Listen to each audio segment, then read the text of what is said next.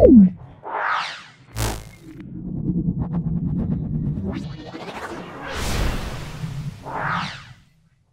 আমরা 9 নম্বর সেটটা এর উত্তরগুলো আমরা জানবো। ভিডিওটা প্রথম থেকে শেষ পর্যন্ত দেখো।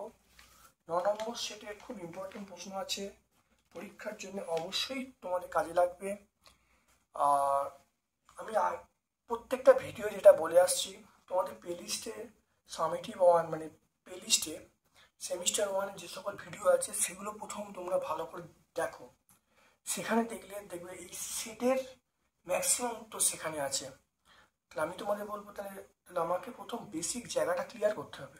তাহলে বেসিক জায়গাটা ক্লিয়ার করার জন্য আমি এর আগে যে ভিডিওগুলো আপলোড করেছি সেই ভিডিওগুলো থেকে সেট ম্যাক্সিমাম কমন পড়ে গেছে। তাই তোমাদের বলবো, আগে যে সকল ভিডিও আপলোড করা হয়েছে সেই ভিডিওগুলো ভালো দেখে নাও, দেখবে সেটগুলো অত্যন্ত সোজা লাগবে এবং পরীক্ষায় ফুল মার্কস পেয়ে যাবে। যদি ভালো লাগে একটা লাইক করবে, চ্যানেলটাকে সাবস্ক্রাইব করবে, আর তোমার সকল বন্ধু বান্ধবের মধ্যে আমার ইউটিউব চ্যানেল লিঙ্কটা শেয়ার করে দেবে। চলে আসছি, দেখে নাও আজকে আমাদের আজকে আমাদের 9 নম্বর সেটটা। আজকে আমাদের 9 নম্বর সেটটা আসছে। তাকে বলা আছে ই ভি এবং টি কে প্রাথমিক ধরে পৃষ্ঠটানের মাত্রা কি হবে। এটা আমরা বলবো অপশান বি বলবো, ই V to the power -2 T to the power -2। এটা তাহলে মনে রাখবেন। তারপর দেখো তাহলে অপশান ডি হবে ই V to the power -2 into T to the power -2। তারপর দেখো দুয়েরটা, একটি ঘনকের ভর এবং বাহুর দৈর্ঘ্য পরিমাপ করে ঘনত্ব হিসাব করা হয়। ভর এবং দৈর্ঘ্য পরিমাপের যে বিচ্যুতি সেটা 0.3% এবং 0.2%। ঘনত্ব পরিমাপে সর্বাধিক বিচ্যুতি কত হবে। এটা আমরা অপশান সি পাবো। দেখবে বিচ্যুতির অঙ্ক বা ত্রুটির অঙ্ক অনেক করা আছে, তাহলে সেগুলো তোমরা আগে অবশ্যই দেখো। তারপর দেখো 55.3 মিটার দৈর্ঘ্য এবং 25 মিটার প্রস্থ বিশিষ্ট আয়তাকার ক্ষেত্রের মিটার স্কোয়ার এককে ক্ষেত্রফলের তাৎপর্যপূর্ণ অঙ্ক সংখ্যার আসন্ন মান কত। এটা আমরা তিনের আমরা অপশান ডি পাবো। তিনেরটা আমরা অপশান ডি পাচ্ছি। চারেরটা দেখে নাও। চারেরটা, একটি বস্তুকণা স্থির অবস্থা থেকে যাত্রা শুরু করে সরলরেখা বরাবর সমতরণে চলছে। বস্তুকণা কর্তৃক চতুর্থ সেকেন্ডে অতিক্রান্ত দূরত্ব তৃতীয় সেকেন্ড অতিক্রান্ত দূরত্বের তুলনায় শতকরা যতটা বেশি হবে। সেটা বিভিন্ন অপশান দেওয়া আছে, সেটা হবে চারেরটা আমরা অপশান বি বলবো, 40% হবে। তারপর দেখে নাও, একটি বস্তু তার যাত্রাপথে তৃতীয় সেকেন্ডে 400 মিটার এবং পঞ্চম সেকেন্ডে 1200 মিটার পথ অতিক্রম করে। যদি বস্তুকণাটি সমতরণে গতিশীল হয় তবে 3 সেকেন্ড পরে কত পথ অতিক্রম করবে। পাঁচেরটা আমরা কি বলবো, পাঁচেরটা আমরা অপশন সি বলবো, সেটা 60 মিটার বলবো।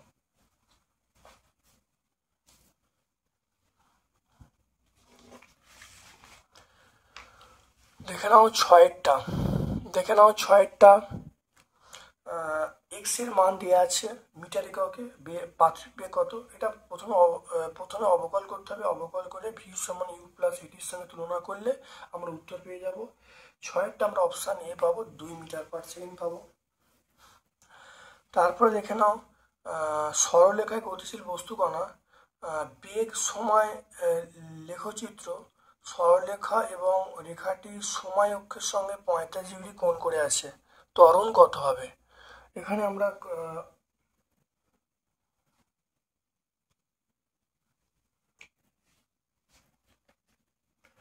অপশান বি বলবো, ত্বরণ হবে, এটা হলো 1 মিটার পার সেকেন্ড স্কোয়ার। ত্বরণ হবে 1 মিটার পার সেকেন্ড স্কোয়ার। তবে আটেরটা দেখে নাও, একটি বস্তুকণার বেগের সমীকরণ, সেটা ভি সমান v0 plus GT plus F T square. T সমান 0 সময় বস্তুটির যে অবস্থান x সমান 0 থেকে 1 সেকেন্ড হলে তাহলে কণাটির সরণ কত হবে। এটা দেখে নাও আটের আমরা অপশান বি বলবো। অপশান বি সেটা হলো v0 plus g/2 plus f/3। এটা অপশান বি হবে। নয়েরটা একটু ভালো করে দেখো, সেটা হলো 1 টুকরো পাথর অবাধে পতনশীল, পতনের শেষ 1 সেকেন্ডে অতিক্রান্ত দূরত্ব পতনের 3 সেকেন্ড অতিক্রান্ত দূরত্বের সমান। কতক্ষণ পাথর খণ্ডটি বায়ুতে ছিল? 9 আমরা পেয়ে যাব, 9 বি পেয়ে যাব, সেটা 5 সেকেন্ড। 10 দেখো, 10 দুটি ভেক্টরের প্রতিটির মান পি, লব্ধির মানও পি, তাহলে ভেক্টর দুটির মধ্যবর্তী কোণ কত হবে? এটা 10 আমরা সি বলবো, সেটা 120 ডিগ্রি হবে। কোনটি ভেক্টর রাশি? উষ্ণতা, মহাকর্ষ বিভব, ক্ষমতা, এই তিনটি হলো উষ্ণতা, মহাকর্ষ বিভব, ক্ষমতা, তিনটি হলো স্কেলার রাশি।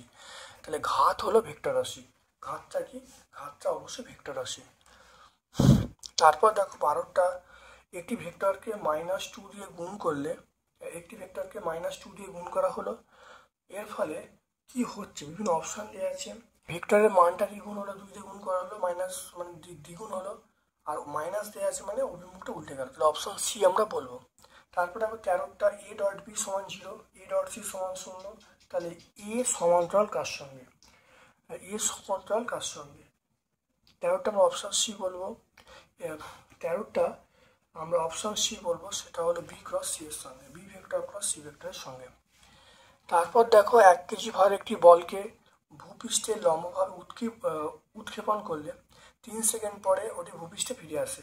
অপর একটি বলকে ওই লম্বের সঙ্গে 60 ডিগ্রি কোণে উৎক্ষেপ করলে সেটিও ভূপৃষ্ঠে পতনের আগে একই সময় বায়ুতে চলে আসে।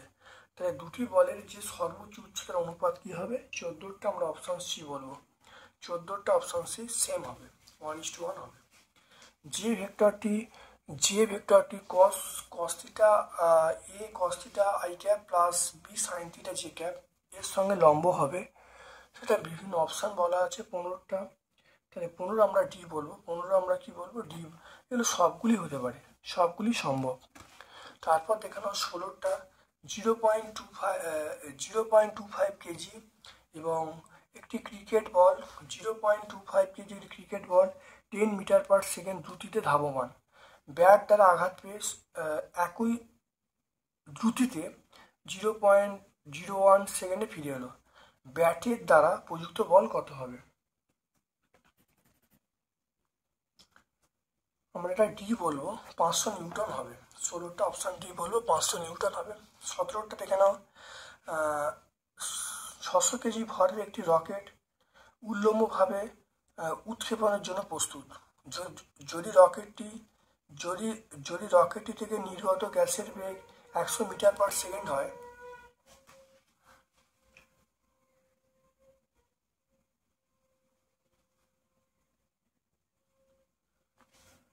দেখে নাও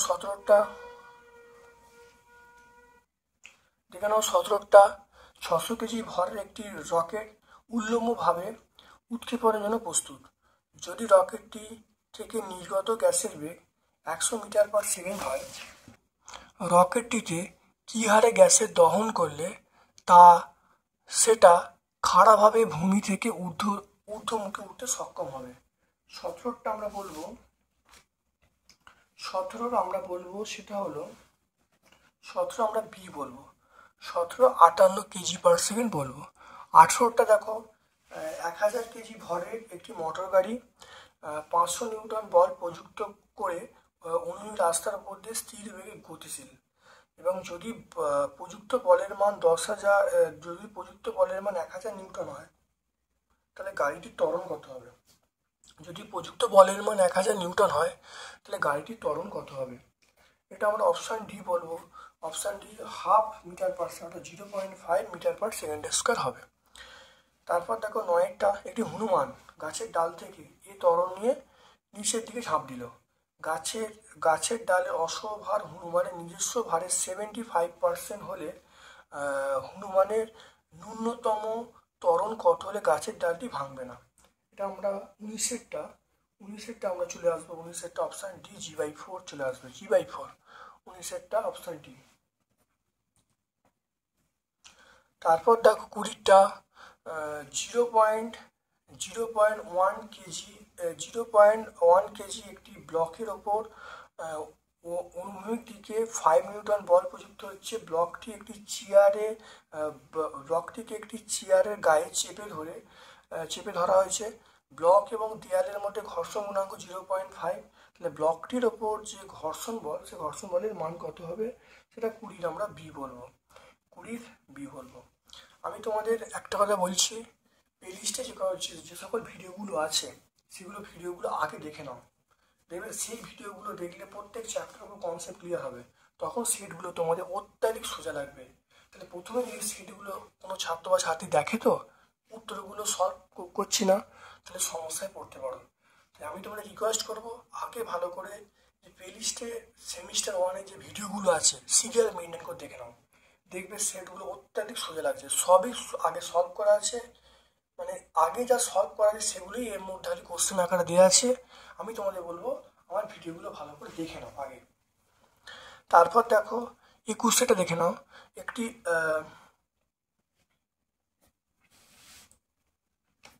তারপর দেখে নাও একটি অনুভূমিক টেবিলের উপর এম ভর একটি বস্তু রাখা আছে। টেবিল এবং বস্তুর মধ্যে ঘর্ষণ গুণাঙ্ক মিউ। বস্তুটিকে টেবিলের ওপর টেনে সরাতে কমপক্ষে কত বল প্রয়োগ করতে হবে? 21-এর আমরা অপশান ডি বলবো, সেটা হলো মিউ এমজি, সেটা হবে মিউ এমজি। তারপরে দেখে নাও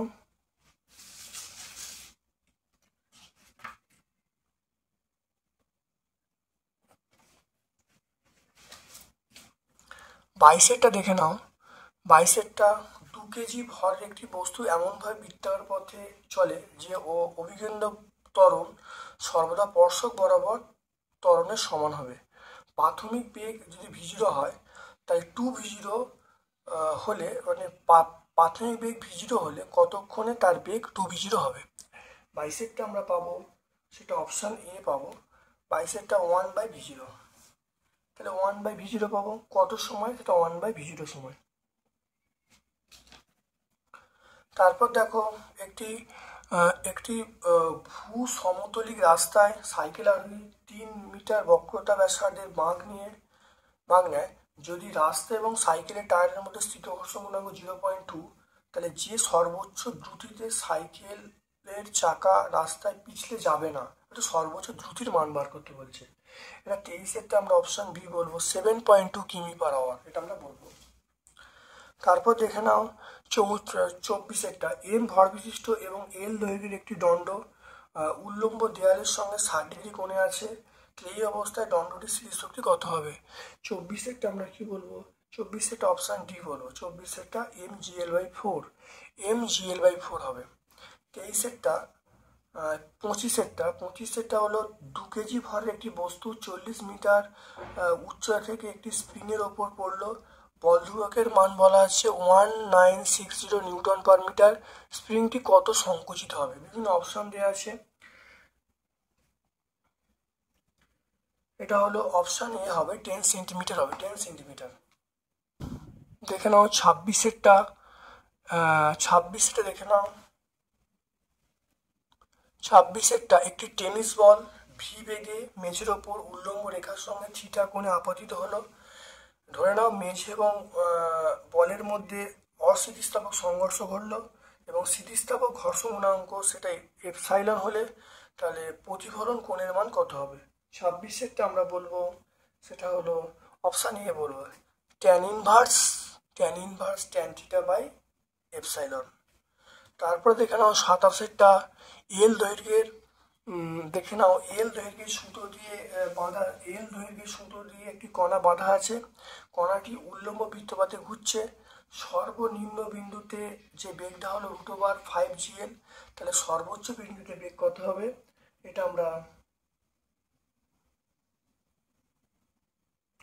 আমরা বলবো √3gl। তাহলে আমরা কি বলবো? সেটা √3gl আমরা বলবো। তারপর দেখো এম ভরের একটি ব্লক থিটা নতিকোণ বিশিষ্ট একটি নততল বরাবর ওপরের দিকে উঠছে। ব্লক এবং নততলের মধ্যে ঘর্ষণ গুণাঙ্ক মিউ হলে তাহলে নততল বরাবর ব্লকটিকে এক্স দূরত্ব নিয়ে যেতে কত কাজ করতে হবে? 28-এরটা আমরা অপশান এ বলবো, সেটা হলো mgx ব্র্যাকেটে sine theta plus mu cos theta, এটা আমরা 88টা বলবো।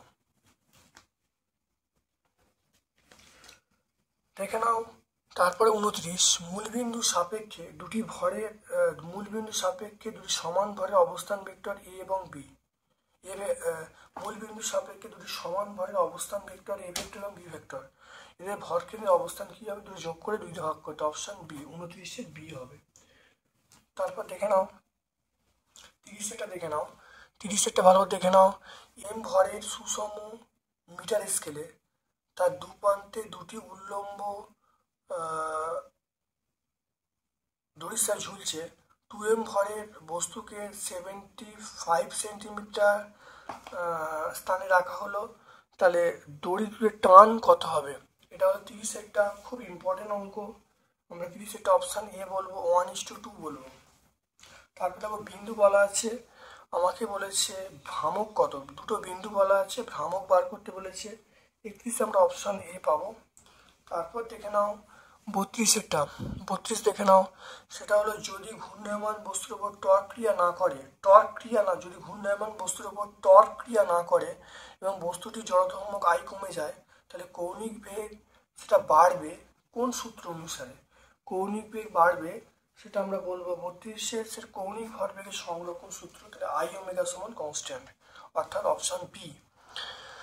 তারপর দেখে নাও 33 দেখে নাও, একটি ফাঁপা চোঙের ভর এম, ব্যাসার্ধ আর এবং নিজের অক্ষের সাপেক্ষে চোঙটির জড়তা কত হবে? বিভিন্ন অপশান দেওয়া আছে, এটা অপশান সি বলবো, এম আর স্কোয়ার। তারপর দেখে নাও আর ব্যাসার্ধ বিশিষ্ট একটি সরু রিং, কেন্দ্রগামী এবং তলের উপর লম্ব, অক্ষ সাপেক্ষে চক্রবর্তী ব্যাসার্ধ কি হবে? 34, আমরা অপশন সি বলবো, সেটা আর হবে। 35 লাস্ট প্রশ্ন দেখে নাও, সেটা আর এবং 4R ব্যাসার্ধ বিশিষ্ট দুটি লোহার চাকতির বেদ টি এবং T/4 জড়তম I1 I2 হলে তাহলে কোন সম্পর্কটি হবে?